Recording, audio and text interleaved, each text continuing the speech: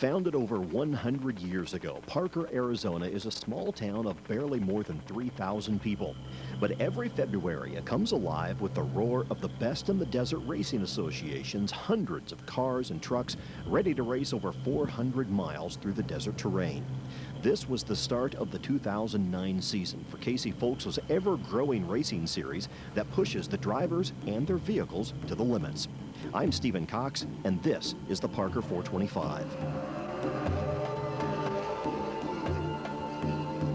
First off the line was Steve Serapis, who was followed by the Speed Tech Bully Dog team of Chuck Dempsey and John Herder. Chuck is a veteran of this race, and he told me what his team expected to see. Yeah, you know, the course is it's really good about Parker is there's a little of everything. We've got sand washes, we got fast roads, and then we got some pretty bumpy, big bumps out there. So that is sort of rough, but it's all good. I think Herder's really good out here. This is his home track, so we got a little bit of advantage there for us. Starting 12th overall was Mark Wyrick, who had spent much of 2008 dialing in a powerful new trick truck and sorting through multiple teething problems. He had an engine failure, which was kind of strange at the last race at Henderson. You know, as long as we've got that out of the way, I think the teething is over. I'm driving the truck well, I'm driving it smart. We qualified 12th. So, you know, driving-wise, we're right there, right where I want to be. I was 5th in class. You know, you don't want to be the first guy out there not at Parker because, you know, you don't want to be the carrot for these guys. It's a fast, nasty course, and it's a lot of dust. So, yeah, we're happy with what we did. Mark's brother, Gary, the winner of last year's Vegas to Reno race, drove a 1500 class car for the Tisco team in search of his first ever win at the Parker 425. We're here to win it. I mean, this is a big race. There's a lot of cars here and a lot of prestige to win this race. And we've been close a few times, and I want to win it, so I'm going to go. And then if we're in the points after a couple races, we'll points race. If not, we'll keep trying to win races. For some racers, including Rick Wilson and his two brothers, Ronnie and Randy, Parker is not only an important race, but a place to call home. I've raced this race for since 1976. You know, I mean, it's like in our backyard. We've all got places here in Parker, and we just love coming here. I love this course. Rich Voss and his son, Jason, have just moved up from a 1200 class truck to the unlimited 1400s. Rich, tell me what's going through your head right now. I'm just going to try to be smart and just pick my way through the pack in the first lap and let Jason take care of business on the second. Talk about the attrition in this race. It's pretty brutal. It's huge. So guys, you got to be smart and take what he gets, you know. Now, is Jason's taking over on what, lap 2? Lap 2, yeah. That's the main pit. We'll see you in the pits and at the finish line. Very good.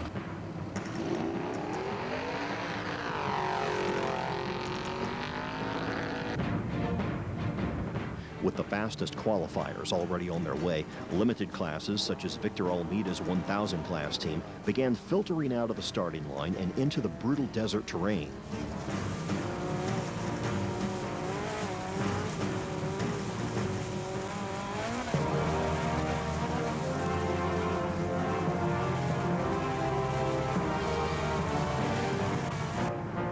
Behind Victor came the pro trucks with veteran drivers like Rob Reinerson.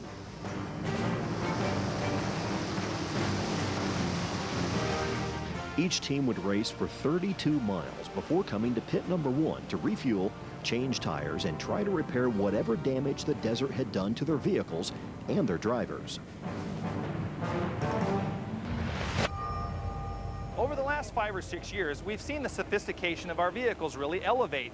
A lot of that comes from more teams using CAD design and really thinking the vehicles out as they're being built. In order to accomplish that, we need better tools to take those CAD design things into a part, like a piece of metal. So to tell us more about how that happens, we've got Bill Coons from Torchmate. So the Torchmate CNC plasma cutting table, it's basically so you can draw parts into the computer and cut them out of steel without having to do any hand work. And it's an easy way to get a lot of precision parts.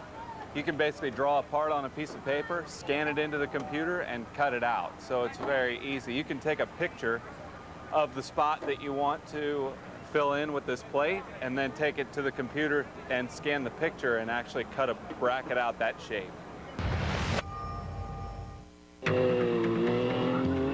Praxair is your source for Torchmate CNC shape cutting systems, automated plasma and oxy-fuel cutting, plate marking, and more. Precise, reliable. It's presented by Torchmate CNC Cutting.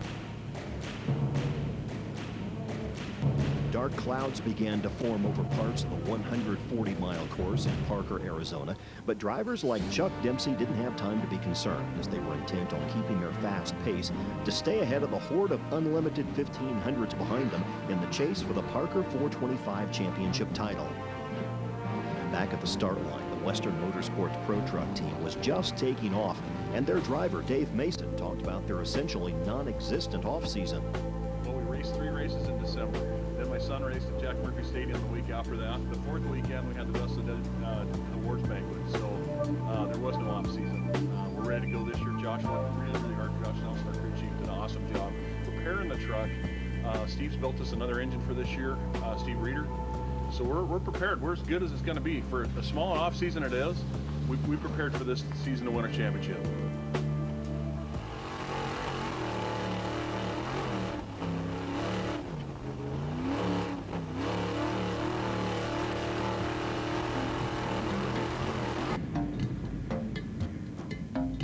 Several miles ahead, Gary Wyrick was still trying to charge through the field, though not as far ahead as he would have liked. Minutes earlier, a desert rock had jammed inside the car's throttle linkage.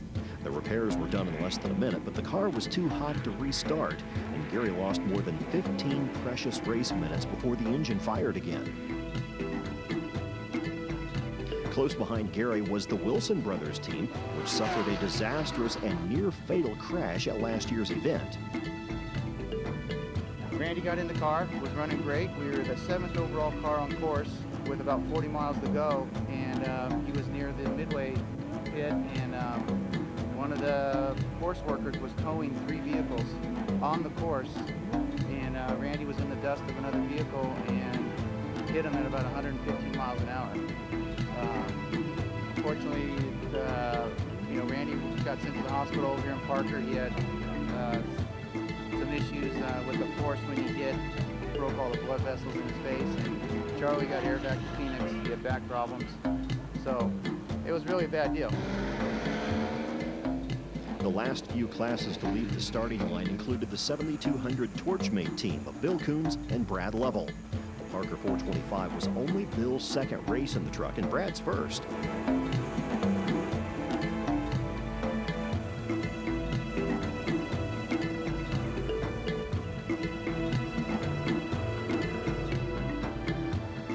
Behind them came the defending series champion in the 1100 class, the bright pink race car of Segal Greenberg.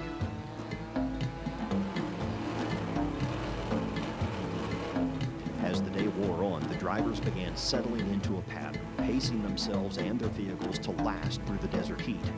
One of the first teams to experience serious trouble was Western Motorsports.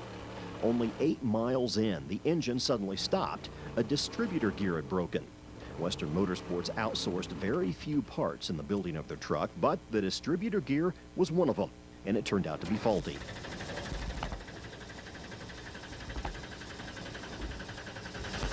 Mark Wyrick's Tisco truck was desperately trying to make up time. After only 30 miles, the right rear wheel studs had sheared off. The truck had flipped over, and the team was forced to make emergency repairs before they could continue. Victor Almeida hadn't seen any problems and wasn't counting on any. His breakneck pace was promising to put him at the top of his class ahead of the other drivers who were experiencing early breakdowns.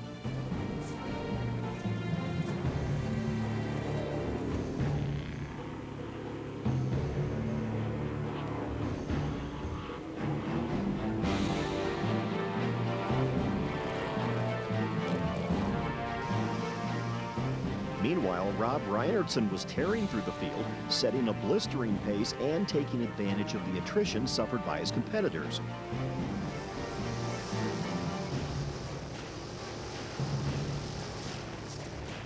Bill Coons and his Torchmate crew were experiencing problems very similar to those suffered by the Tisco team. Near the first pit area, the Torchmate truck had flattened a tire, broken a wheel stud, and destroyed the threads on 2 more. It would take more than an hour for their crew to find them and repair the damage. And to make matters worse for everyone, the dark clouds overhead had turned into a full-fledged storm that was moving rapidly across the course and turning the desert into quicksand. The Bully Dog Best in the Desert Series is presented by Torchmate CNC Cutting Systems. The weather in Parker, Arizona was getting increasingly worse as the skies opened up and turned much of the Parker 425 into a quagmire of mud and sand. But that didn't stop the Bully Dog team of Chuck Dempsey and John Herder. Their solid pace would help them finish out the day 26th in class and 53rd overall in a field of 221 drivers.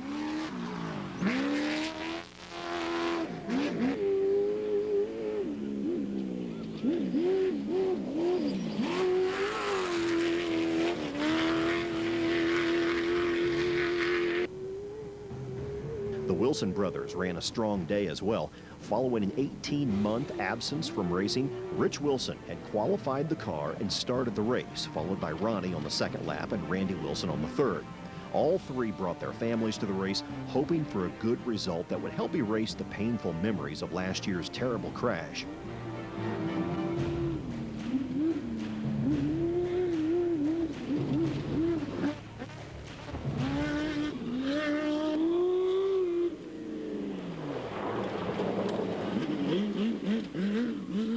Wilson brothers' car pulled in for its final pit stop on the way to a spectacular finish, third in class and fourth overall.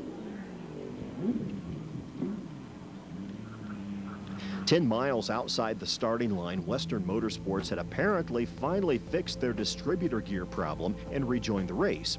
But the truck ran only a few miles more before dying once again. Team driver Rick Backus said just a bit more testing would have probably revealed the problem prior to the event and salvaged their race. Gary Wyrick experienced another disappointing Parker 425 when his Tisco car quit 53 miles into the third and final lap. Gary and his team were unable to restart the vehicle or even figure out what the problem was. They had to settle for a DNF. Back at the race shop days later, they tore down the engine and found that a rocker arm problem had ended their run and destroyed their motor.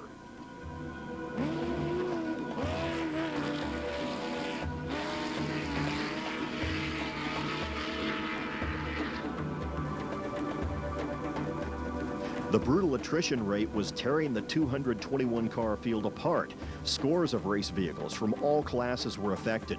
Victor Almeida had a crank pulley break loose on his car and warped the engine timing. He struggled on for a few more miles before dropping out.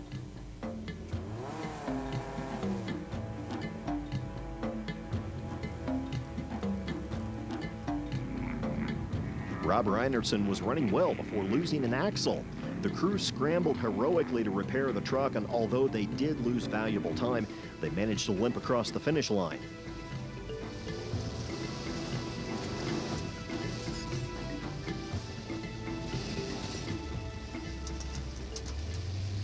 Segal Greenberg had a 45-minute lead on the rest of the 1100 class when mechanical problems finally sidelined her as well. This race is pretty big. We have probably over 30-plus cars entered in our class. I have a lot of bullseyes on my back right now. I have a lot of people after me. It was very unexpected for me to take the class championship. And so this is a very challenging race. They're all vying to run me over. This is what I'm hearing. So it's we'll see what the outcome is at the end of the day tomorrow. And if mechanical attrition wasn't bad enough, the drivers who survived to the last lap would have to fight their way through a desert downpour. In the sport of long course desert off-road racing, one of the things we always take for granted is communication. Everybody thinks about their tires and transmissions, but nobody really thinks about what it takes for the radio and intercom to communicate to your crew. It's critical, it's important. We're going to get with John Murray of Mobile Radio Communications and tell us more about it. Well, you know that this equipment goes for the same brutal ride as the whole car does. Everybody maintains tires, shocks, trannies, engines every race, but they expect that the comm system and the navigation stuff, it's going to work for the whole season. Well, it just can't. It can't be expected to. Routinely, you do need to inspect this equipment, at least have us come down, put a meter on it, and make sure it's working up to its potential. You have to check the equipment when it's installed. because everybody doesn't know the little fine details, the do's and don'ts. We can do some of that over the phone, but we need to see it in the car. You can't just send a radio and expect us, we'll send it back, the same problem will still exist. You have to have us come check it out. Make sure that you have a big investment made. You need to get your full potential out of that equipment. The only way to do it is to have us come, take a look at the install, check the equipment. You'll know what you have before you get to the race.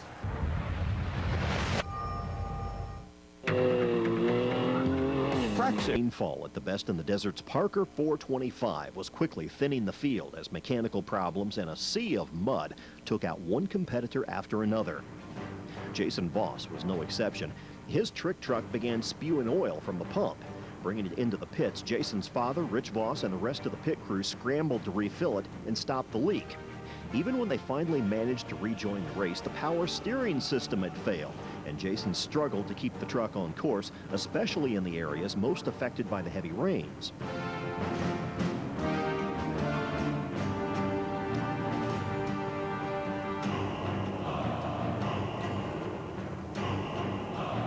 Behind Pro Truck driver Ryan Statz was Mark Wyrick, who had been fighting problems all day long.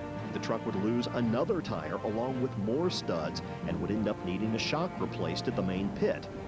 The death knell finally came when Mark made his way up a section of track called the Osborne Wash.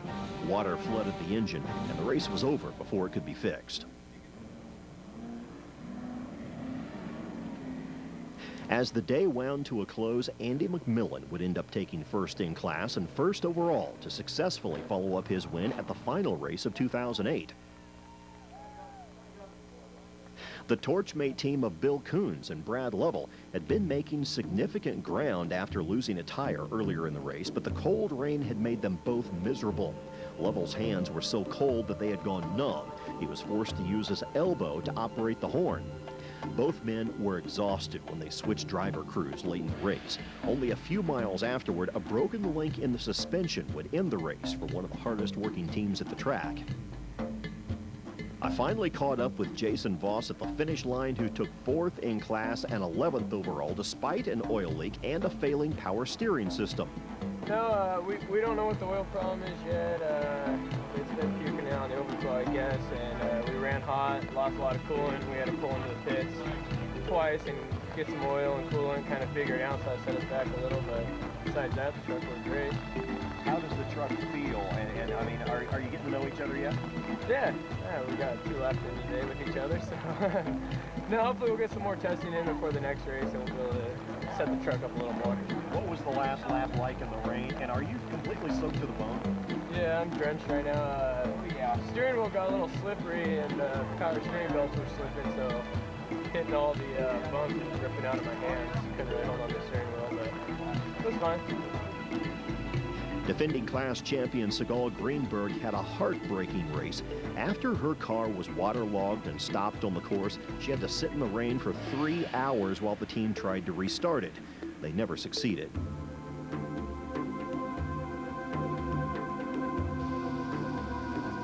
Of all the trials and tribulations suffered by so many teams, Rob Reinertson's crew actually did manage to fix their broken axle and get going again. Break a second axle a few miles later. They fixed it again and finished a miraculous 3rd in class and 60th overall.